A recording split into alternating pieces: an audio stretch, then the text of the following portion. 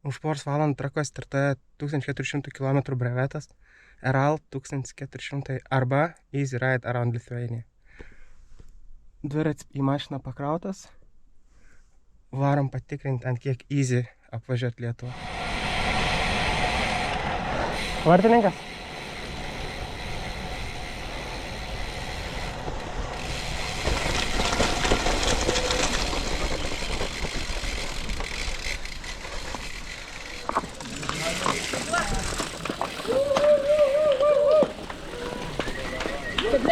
Ačiū.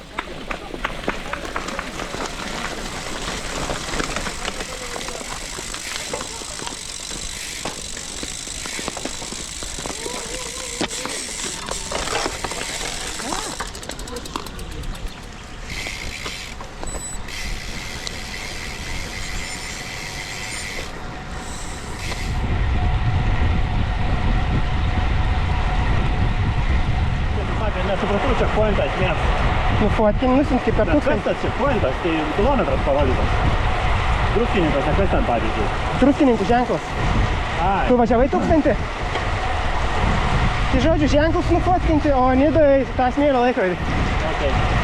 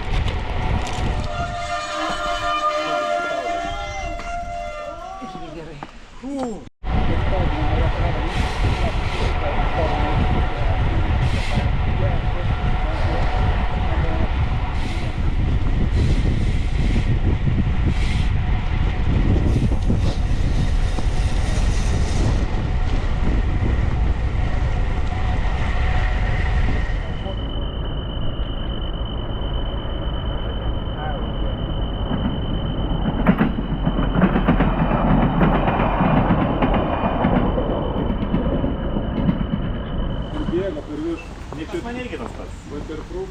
Bet aš galvoju, gal druskininkuose tą padarysiu, nes dabar dar šlapia, gal pražiūs biškį.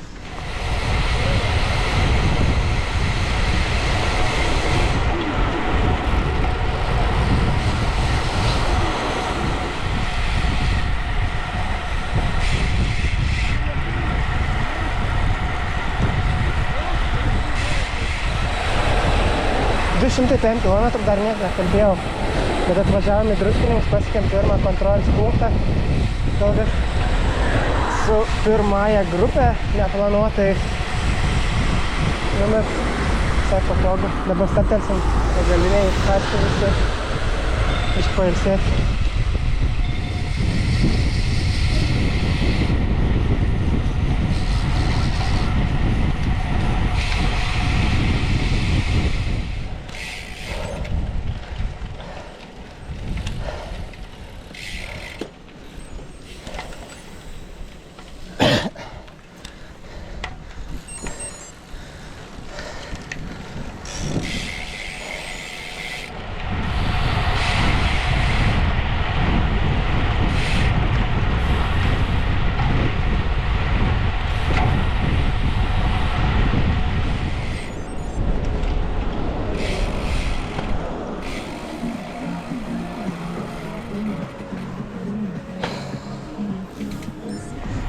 Lazdijos degalinė buvo valandą uždaryta, tai niekas nelaukia, kol atsidarys.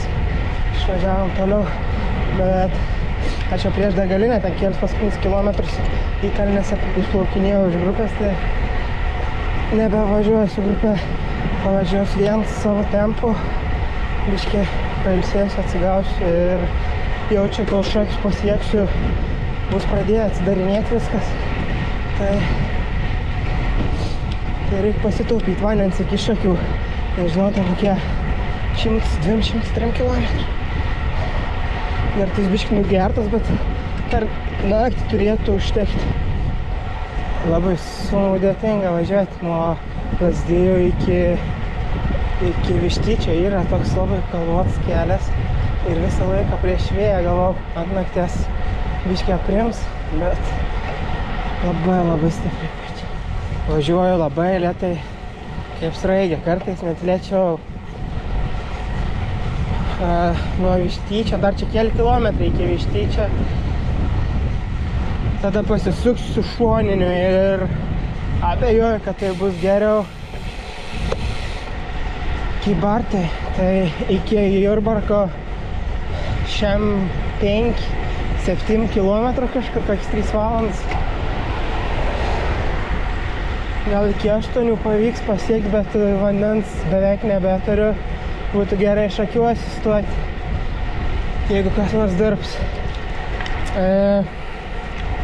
405 km, tai iki finišo, kas čia belik? Man atrodo 999, net 1000 nebelik. 5 lygiai saulė teka. Gražu. Fainai dabar žinoti, kad bent jau nebelys. Bent jau šiandien.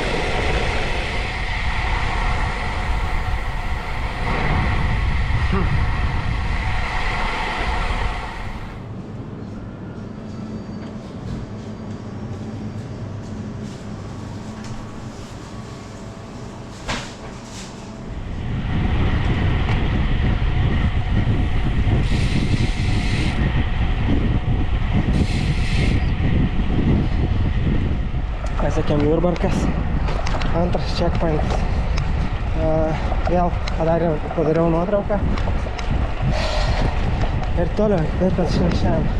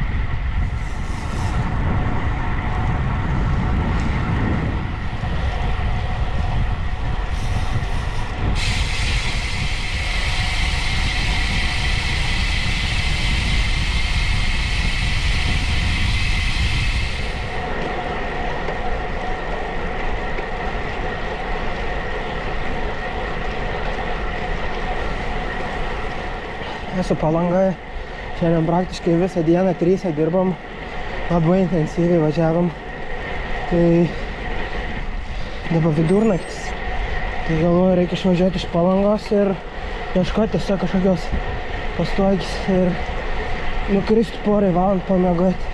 O miegas tai dabar jau tikrai labai ima. Atrodo, pavyko kažkiek numigt 2 valandas, pasivarčiau ant suoliuką. Dabar užkandu bandelę ir pradedu važiuoti. Galvojau tik tai, kad startuosiu sausai, bet jau pradėjo lyti. O šiek tiek vėliau turėtų lyti visą dieną. Bet tikiuosi, kad bent jau pūs vėsai nugarą, tai gal nebus labai šalta.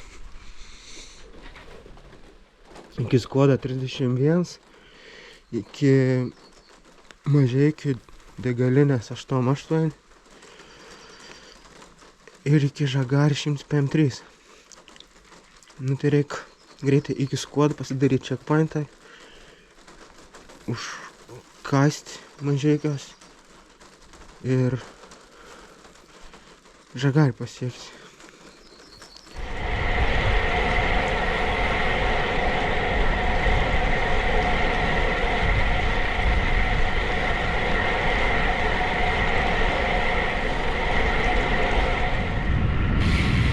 Antras saulėtekis šitą važiavime, dar turėtų rytoj vienas būti, jeigu su oru pasiseks.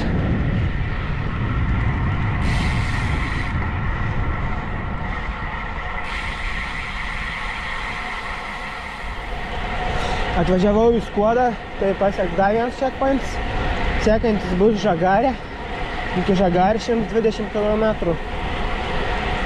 Tarpe dar stojus Mažeikios papusryčiauti. 5 kilo iki Mažeikių. Čia kaip kokiam draminiam filme visą kelią važiavom nuo pradžių prieš vėją. Galvojau, o vat Skoda viskas pasikeis.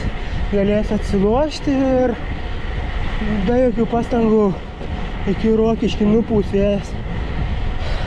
O pasirodo, ir čia prieš vėją reikia važiuoti. Mažeikiai, papusryčiausiu Orlene ir iki Žagarė 65. Normaliai. Visai gerai važiuojas.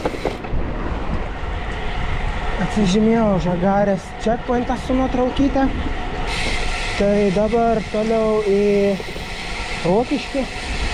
Iki Rokiškio 185.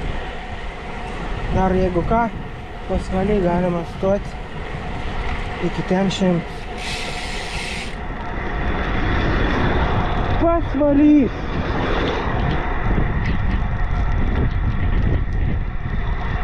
Reikia greit pavalgyti, nes kiaurai šlapsias.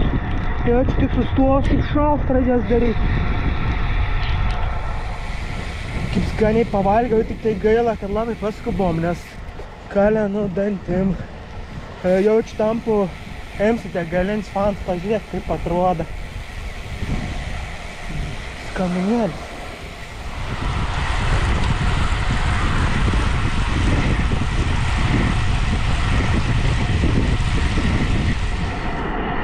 Pagaliau aprimo lietus.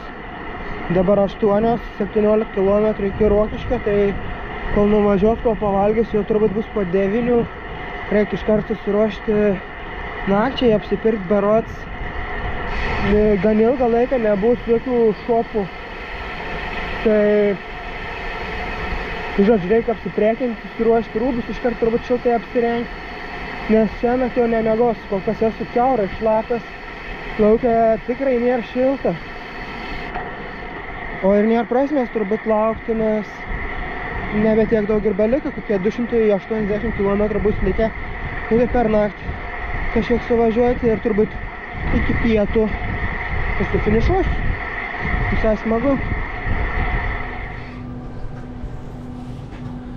Tikiuosi paskutinę vakarienę, nes rytoj iki pietų planuoju grįžti.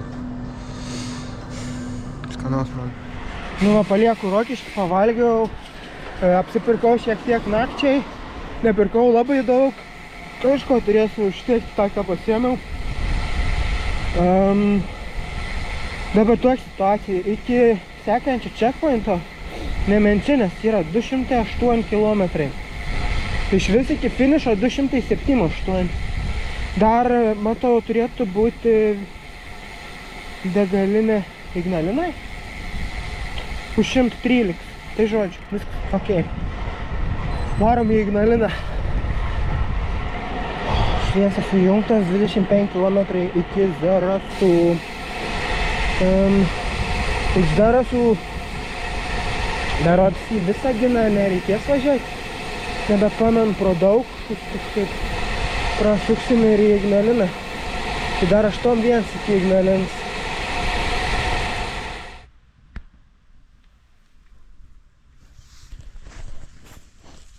Zarasai, lygiai vidurnaktis. 1186 km. Sustojau, nes patiriu tokį keistą problemą. Esu matęs kiti, kad su ja susiduriu, pats niekada nebuvau patyręs, bet nebegaliu pakelti kaklą. Nu kaip negaliu, galiu, bet toks surakintas kaklas, labai sunku pakelti galvą. Įtariu dėl to, kad turėjau kamerytį išsidėjęs ant pečių, turbūt įsitempė kažkoks raumuo. Žodžiu, nusėmiau kamerytį, tai dabar sustojęs dėl to pasibėdavau jau. Ir varau link Ignalinos 60 km. Ten apsižiūrėsiu, ko trūksta, ar niek netrūksta. Ir reik varyti neminčiai.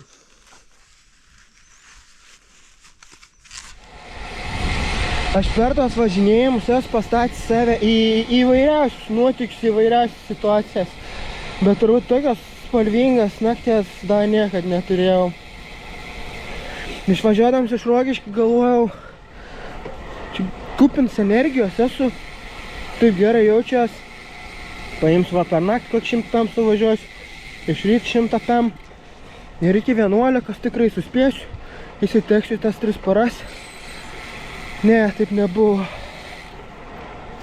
Nuvažiavau į Zarasus, dingo kaklas. Ta prasme, esu matęs, kad žmonėm tai būna, jog važiuojant labai ilgas distancijas atsisako veikti kaklas. Tiesiog galva nukrenta ir jos nebepavyks pakelti. Nu tai vat kažkas panašaus ir nutiko. Važiavau iki Ignalinos, ieškojau būdų, kaip matyti kelią, kaip valdyti tą galvą. Nu tai atradau 3 metodus. Vienas yra važiuoti atsistojus, tada matau kiek didesnį spektrą priekį. Nu bet 300 nesuvažiuosi atsistojęs. Kitas variantas – prilaikyti ranką galvą. Lygių keliu galima.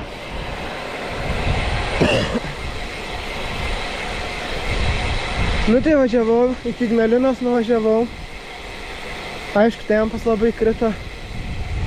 Tik išvažiavau iš Ignalinos, dingo galinis pavaras.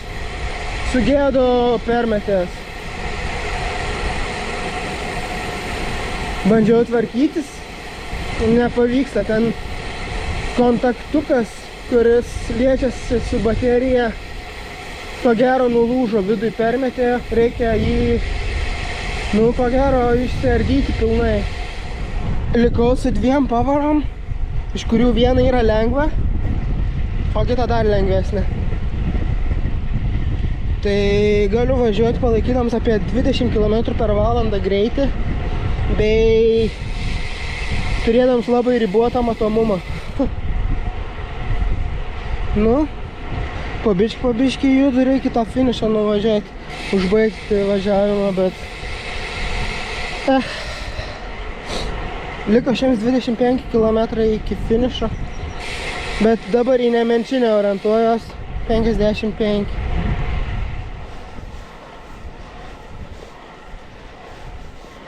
Šiaip kas visai gerai, pasunkėjai pavarą kažkurio metu, per 2 pavaras pasunkina.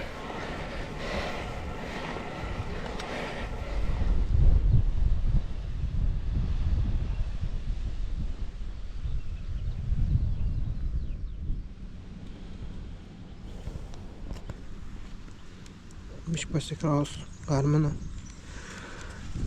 bei lempą. Reikia biškį pasilsėti. Ir 60 km lyg, tai kažkaip biškį. Ir dar kai sakiau, kad bent jau pavaras vidury kažkur kasėtis liko, tai nežinau, matot, važiuosi metų. Bevažiuojant vis krenta į žemesnę, sunkesnę. Ten aš tiesioji 8 km iki Trakų. Tuoj užbaigsiu. Tai dabar 7 valandas dar, kol atvažiuosiu, vis tiek užtruks čia toks banguotas kelias. O tos mano pavaras, tai bevažiuojant kuo toliau vis persijunginėjo į sunkesnę, ir dabar jau liko pačios sunkiausias. Tai kiekvienas kalniukas yra tokia kančia. Kaklas visiškai nelaiko, bet jau kaip ir įpratau, tai tiesiog važiuoju baltą liniją, karts nuo karto pakeldamas su ranka galvą, nuskautint, kas yra prieky. Pasižiūri, apsižvalgai. Paminteliau. Tai žodžiu, tuoj finišas. Nepaisant to, kad turbūt šiandien buvo šūdiniausia man diena ever. Kiek žinau, finišavę yra kol kas 2 žmonės. Tai turėčiau būti 3 finišuotojas. Keista. Atrodo taip nesėkmingai, bet ne taip ir blogai.